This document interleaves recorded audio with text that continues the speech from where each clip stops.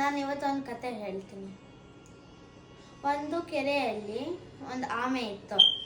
ಅದಕ್ಕೊಂದು ಆಸೆ ಇತ್ತು, ನನಗೂ ಹಕ್ಕಿ ಥರ ಹಾರಬೇಕು ಅಂತ. ಅಲ್ಲೇ ಪಕ್ಕದಲ್ಲಿ ಎರಡು ಹಂಸಗಳ ಜೊತೆಗೆ ಸ್ನೇಹಿತ ಮಾಡ್ಕೊಂಡಿತ್ತು. ಆ ಹಂಸಗಳಿಗೆ ಹೇಳ್ತು, ನನಗೆ ಹಕ್ಕಿ ಥರ ಹಾರಬೇಕು, ಸಹಾಯ ಮಾಡ್ತೀರಾ ಅಂತ.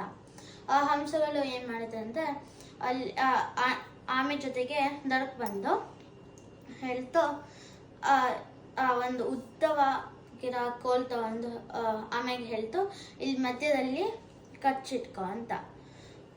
ಆಮೇಲೆ ಅವೆರಡು ಹಂಸಗಳು ಈ ಕಡೆ ಆ ಕಡೆ ಇಟ್ಕೊಂಡು ಮೇಲೆ ಹಾರೋಯ್ತು. ಆ ಆಮೆ ಅಲ್ಲಿ ಯೋಚಿಸ್ತಾ ಇತ್ತು, ಈ ಗಾಳಿ ಎಷ್ಟು ತಂಪಾಗಿದೆ, ಈ ಮೋಡ ಎಷ್ಟು ಬಿಳಿಯಾಗಿದೆ, ಈ ಸೂರ್ಯ ಎಷ್ಟು ಕೆಂಪಾಗಿದೆ ಅಂತ ಯೋಚಿಸ್ತಾ ಇತ್ತು. ಅಲ್ಲೇ ಕೆಳಗೆ ಗದ್ದೆ ಸಿಕ್ತು.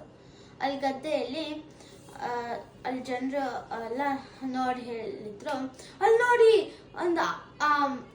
ನೋಡಿ ಒಂದು ಕಲ್ಲು ಹಾರ್ತಾ ಇದೆ, ಅಲ್ಲಿ ನೋಡಿ ಒಂದು ಕಲ್ಲು ಹಾರ್ತಾ ಇದೆ, ಬೇಗ ನೋಡಿ ಅಂತ ಎಲ್ಲ ಹೇಳ್ತಾ ಇದ್ರು.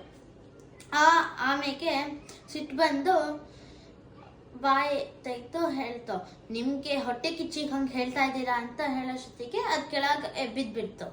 ಆಮೇಲೆ ಅದಕ್ಕೆ ಅರ್ಥ ಆಯಿತು ನಂದು ತಪ್ಪೇನು ಅಂತ.